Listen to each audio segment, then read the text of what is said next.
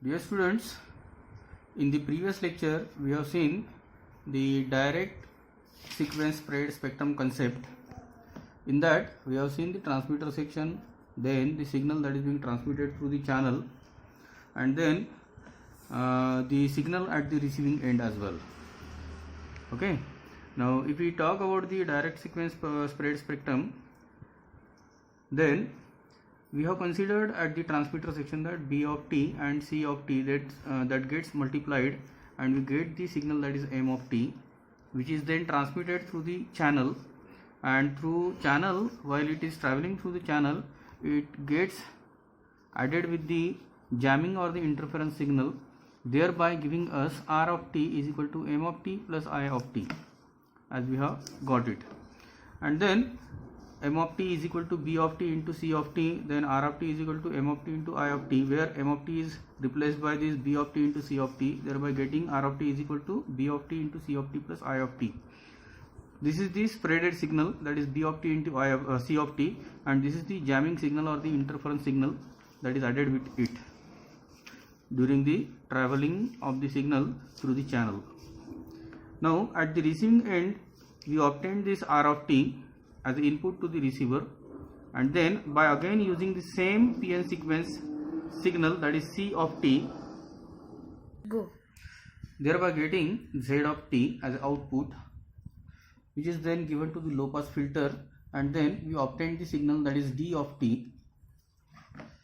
And then we have seen the frequency spectrum or the frequency domain analysis of the signal as well.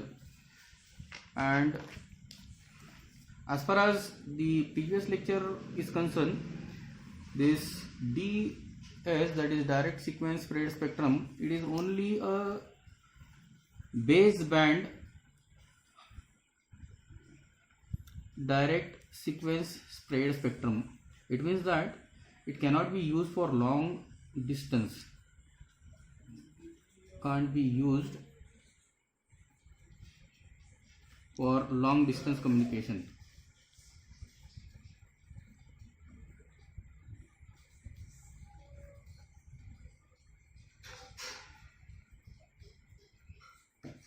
So if we want to use this direct sequence spread spectrum for long distance communication, then we need to incorporate a particular or suitable modulation technique for that purpose.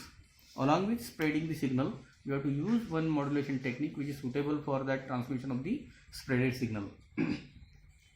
So today we will see the direct sequence spread spectrum using BPSK, and I think all of you know BPSK. It is binary PSK, that is phase shift keying modulation technique. We have already seen this by BPSK earlier, so we will not discuss much about this BPSK. We will incorporate this BPSK so that we can use this direct sequence spread spectrum for long distance communication. Okay. Once again, we will discuss these things as we have discussed in the previous case. Here we will have the original signal that is to be transmitted, that is B of t. We will first modulate this signal using a suitable carrier signal. Let the carrier signal as under root 2 ps cos of omega 0 t. So at the output of this multiplier or the product modulator, we will get the output, that is B of t multiplied by this carrier signal, that is under root 2 ps into cos of omega 0 t. This is basically a modulator section. This particular is modulator section. Once we obtain the modulated signal, then we will use it for spreading. So here we will use the signal that is C of t, that is a PN sequence, in order to spread this signal. So here we can call it as spreading section. This is modulator section, this is spreading section.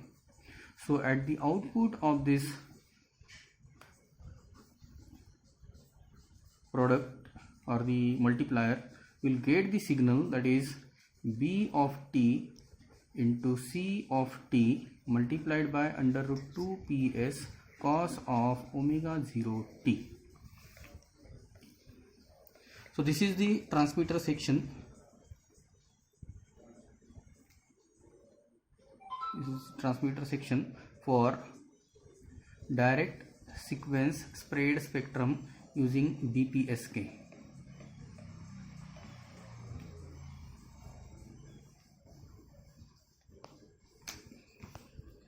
Now this signal that we have obtained at the multiplier output, second multiplier output, it will be transmitted through channel, and when it travels through channel, it will get added with the interference signal or the jamming signal, that is I of t.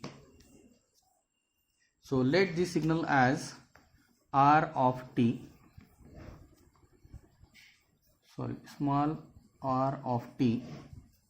So here R of t is the incoming signal, which is basically added with the interference or the jamming signal. Let it be interfering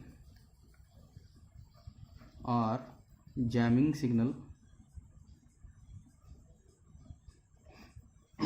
The output over here, let it be Z of t. It is nothing but the addition of R of t plus I of t. So here if you put the value of R of t over here, we will get this Z of t is equal to, that is R of t plus I of t. If we put the value of R of t from this, we will get B of t into C of t into under root 2 ps cos of omega 0 t plus I of t.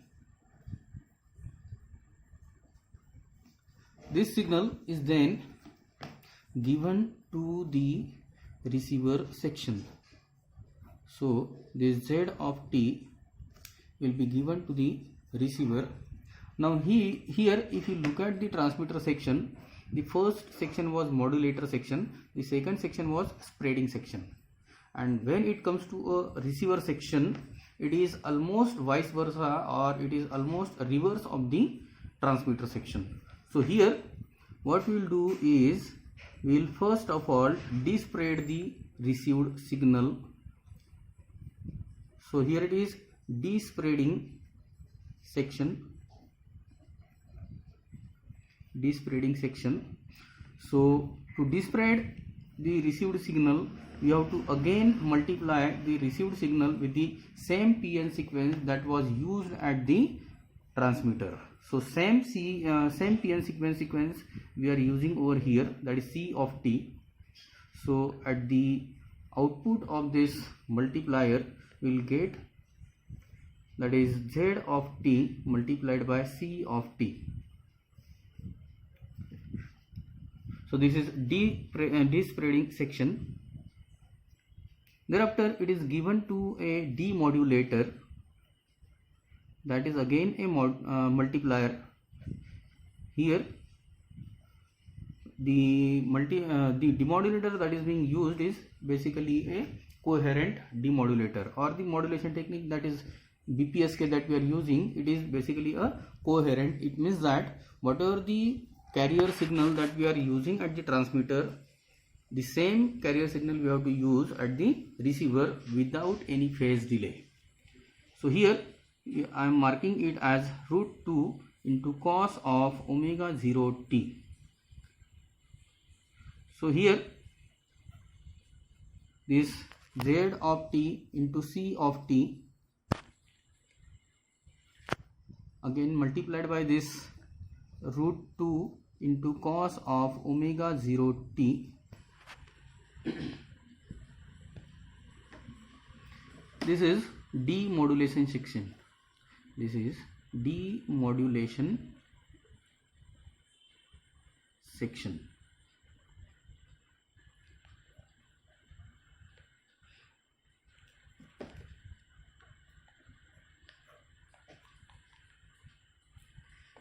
The output that is available at the output of the demodulator, that is Z of t into C of t into root 2 into cos of omega 0 t. This is then applied to a low pass filter. This is then given to a low pass filter, LPF.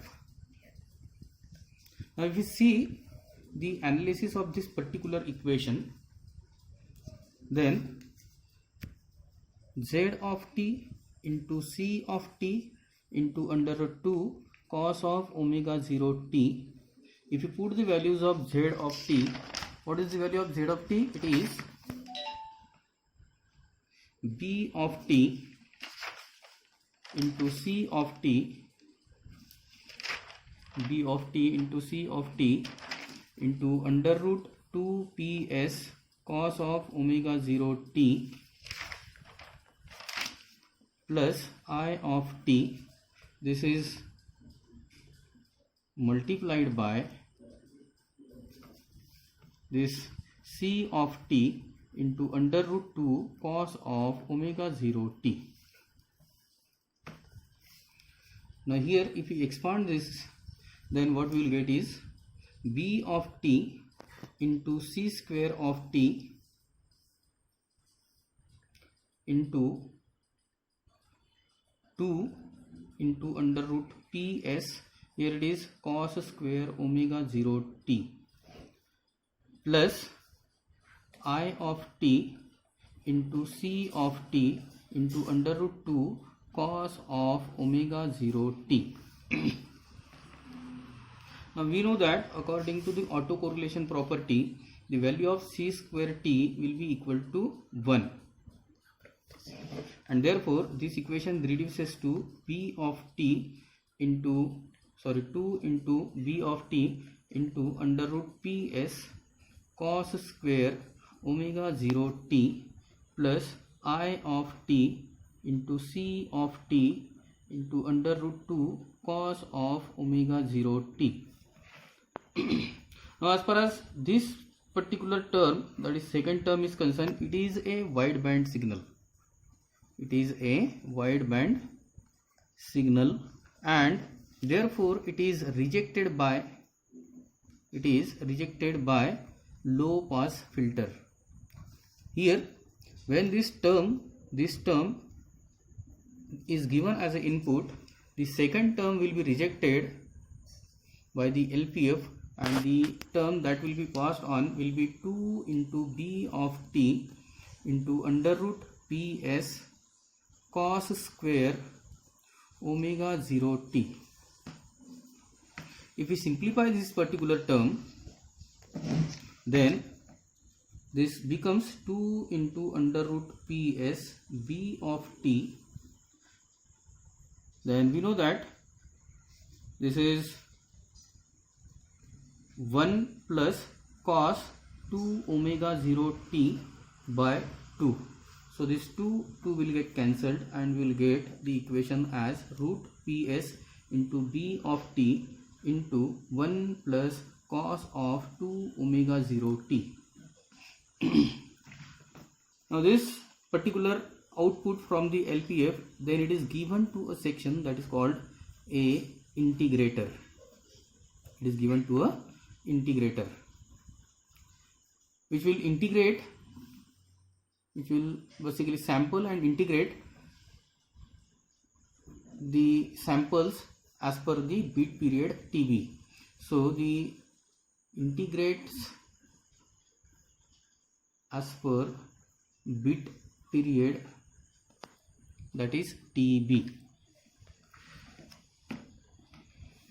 So here we are getting this under root ps into b of t into bracket 1 plus cos 2 omega 0 t. So if we expand this equation, we will get root ps b of t plus root ps into b of t into cos of 2 omega 0 t. Now this particular term, that is cos 2 omega 0 2 cos 2 omega 0 t, we can write it as cos n into omega 0 t. Since this n is nothing but, it can take any integer value, n can take any integer value,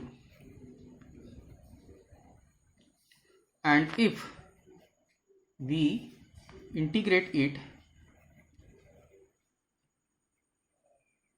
it will reduce to 0, because we know that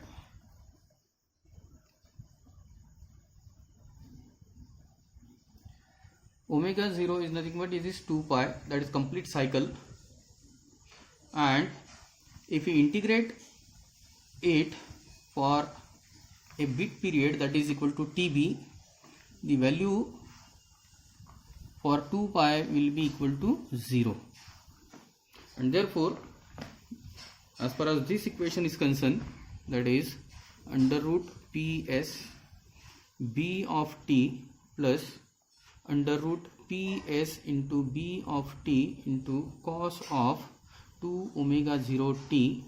If we integrate it, then this will reduce to 0, and therefore we are left with only one term, and that is under root ps into b of t, and this is nothing but the original signal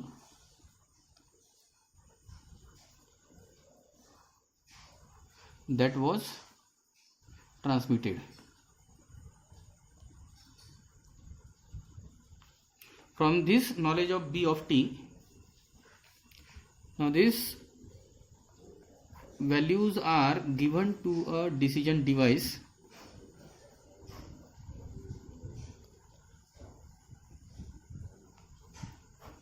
which is having a particular threshold value, that is VTH. Whatever the value that is coming to this decision device, it will compare it with the VTH.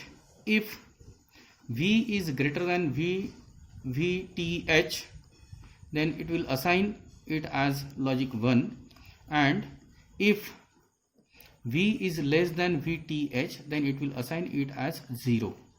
So this is the rule, this is the role of the decision device. So whatever the samples that are being given to the decision device, it will compare it with the threshold value, that is VTH. If it is greater than VTH, then it will assign it to logic 1, and if it is less than VTH, it will assign the value 0.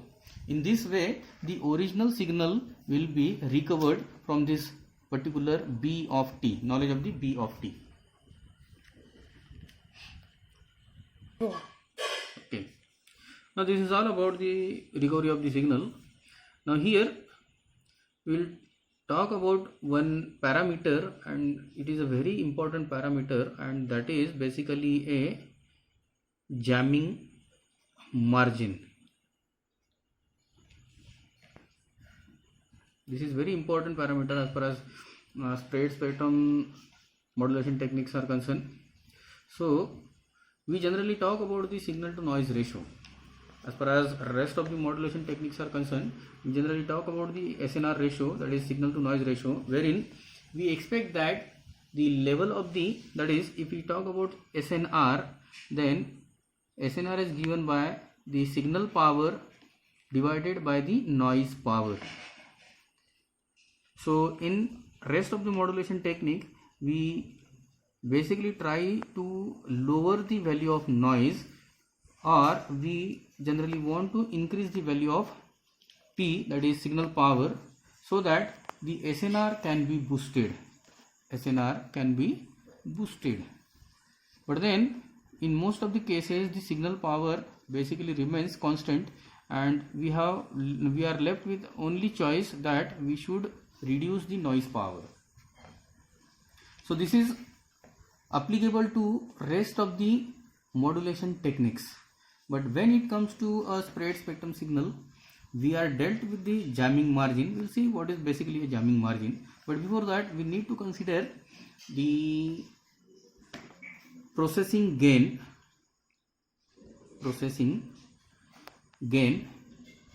that is also called as PG, and we have defined earlier, if you remember, we have defined the processing gain as bandwidth of spreaded signal divided by the bandwidth of the unspreaded signal.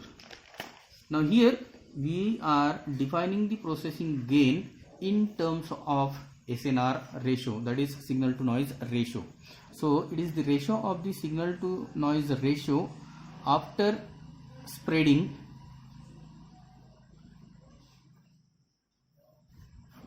to the SNR ratio before spreading.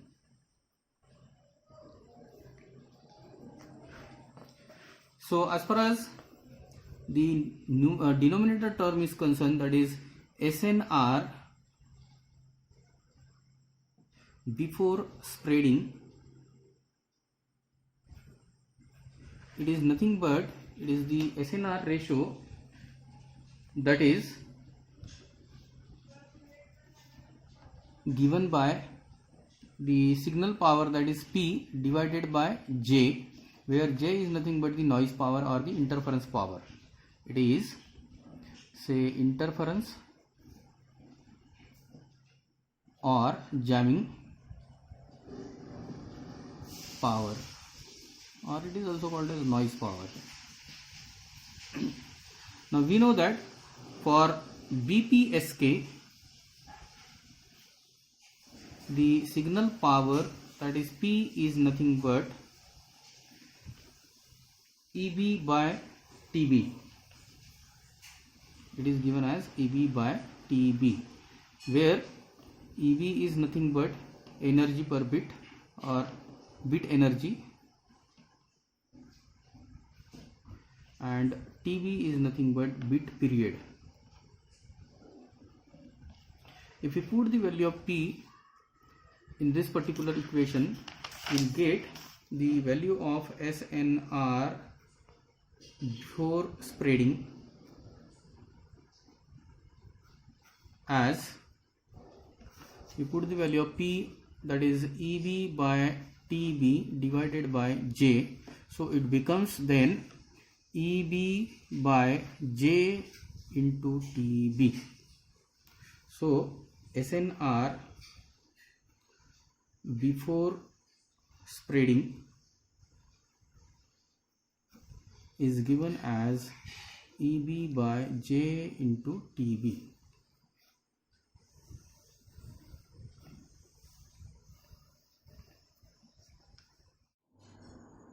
Now we will obtain the SNR for DSSS BPSK signal. Here again SNR, we will call it as after spreading. It is given by signal power, that is P by J by N, because here we are using the signal, that is direct sequence spread spectrum using BPSK modulation technique, and therefore this jamming signal or the interference signal or the noise signal, it is given by J by N, where we can write over here P is nothing but it is signal power, and J by N, it is nothing but either interfering oblique jamming, or we can also let it as noise power. So if we put the value of P, that is EB by TB, in the above equation, then we will get SNR after spreading as EB by TB divided by J by N, and in other words we can write it as EB by J into TB multiplied by N. So this is SNR after spreading. Now if I want to obtain the PG, that is processing gain, we have already discussed that it is the ratio of SNR after spreading to the SNR before spreading. So here we are getting EB upon J into TB by N divided by, if we see the SNR before spreading, it is EB by J into TB. So if this gets cancelled, we will get this is equal to capital N. So PG is nothing but it is equal to N. So if I want to increase the PG, that is processing gain, then I need to increase the N. So if you could remember, in previous lecture we had a discussion about the increasing value of the N. At that time I told you that we have another advantage of increasing the value of N, that is, if we increase the value of N, we will definitely increase the processing gain as well. Okay. Now if we talk about the bit error, the bit error for BPSK is given as, that is PE, that is probability error, it is equal to 1 by 2 ERFC into bracket under root EB by N0. This is under the AWGN channel. This is under AWGN channel. Okay. So we know the SNR value after spreading.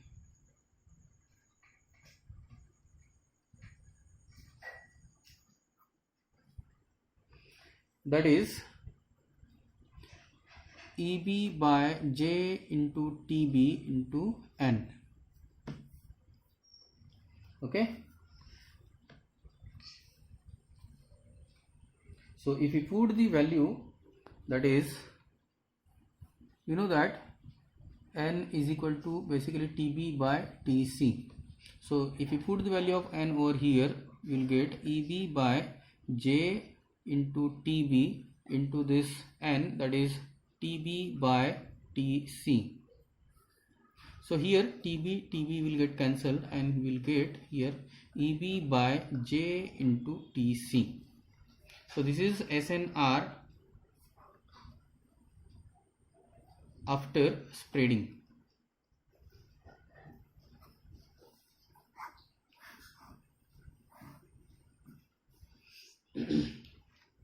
So if we talk about the bit error of DSSS BPSK signal, then it is given as PE is equal to 1 by 2 ERFC into bracket, it is EB by JTC. Okay, so this is the bit error for the spreaded signal. Now if you compare the bit error of the BPSK, that is before spreading, with the bit error of the signal that are after spreading, then here we can write this EB by N0 is equal to EB by J into TC.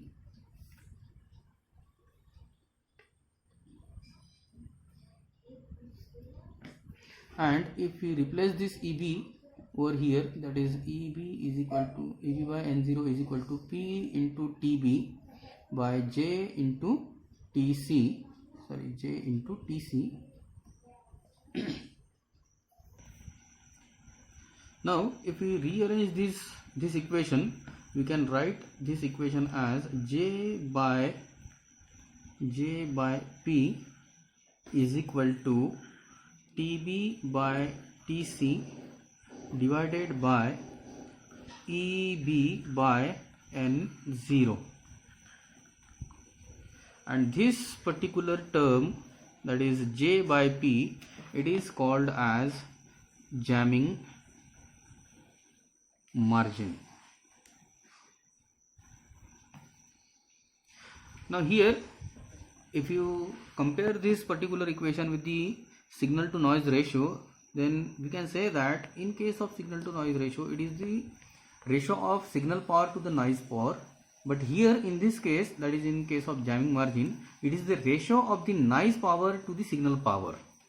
So it is just reverse of the signal to noise ratio, but then it has a great significance, and the significance is that even if the jamming power is quite more than that of the signal power, even 10 times more than that of the signal power, in that case also the original signal can be recovered. Getting? What happens with the rest of the modulation techniques is that we need to reduce the noise power, but here in case of spread spectrum, the power level of noise is quite higher than that of the signal power, but even this contradistinct condition, we are able to reconstruct the original signal, and that is the beauty of this spread spectrum signal. The people will treat the signal as a noise signal, but that noise signal is consisting of a information signal which can be recovered even though the noise power is quite at higher level than that of the signal power, and that's why this particular ratio, that is J by P, it is called as jamming margin. In decibels, this jamming margin is given as 10 log to the base 10 J by P is equal to 10 log to the base 10. Here it is TB by TC minus 10 log to the base 10. Here it is EB by N0. So this is the jamming margin in terms of decibels, and we'll use this particular this particular formula for solving the numericals. So we can, in other words, we can also write it as 10 log to the base 10 J by P is equal to 10 log to the base 10. We know that TB by TC is nothing but it is N, that is sequence length, minus 10 log to the base 10, it is EB by N0. So this can also be used.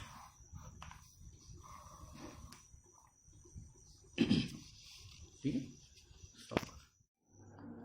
In the preceding section, we have seen that processing gain is equal to N, and at that time we had a discussion that to increase the value of PG, to increase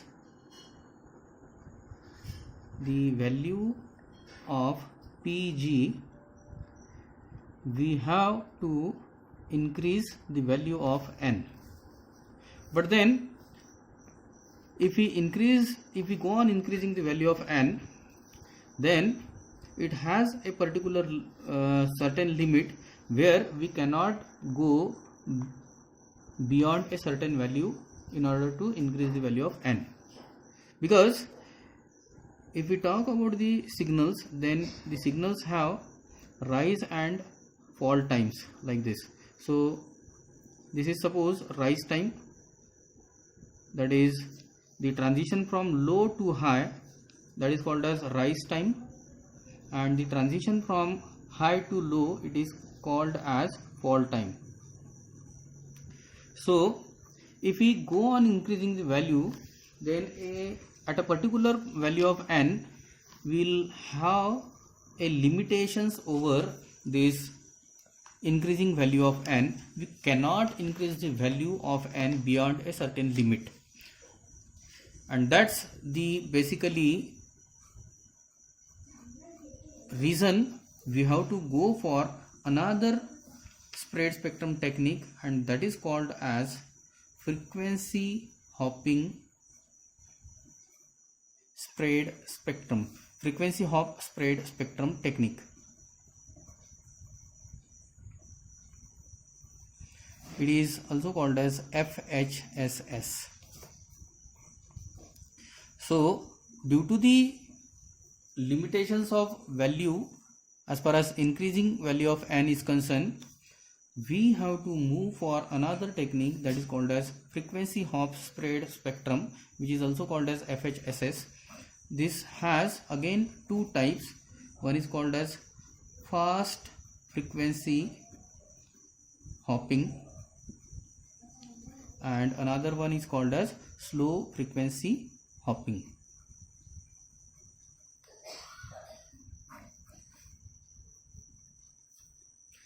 Before that, we have already seen, if we see the classification, then spread spectrum can be classified as direct sequence spread spectrum, that we have already seen using BPSK, and due to the limitation of value of n, that is sequence length, we have to move for another modulation technique, and that is called as frequency hop SS spread spectrum, that is FHSS. This technique is further classified into two techniques, that is called as fast frequency SS, fast frequency hopping SS, and another one is called as slow frequency hopping SS. That is, so FHSS has two again categories, subcategories, that is fast frequency hopping and slow frequency hopping techniques. We will discuss these in the next lecture.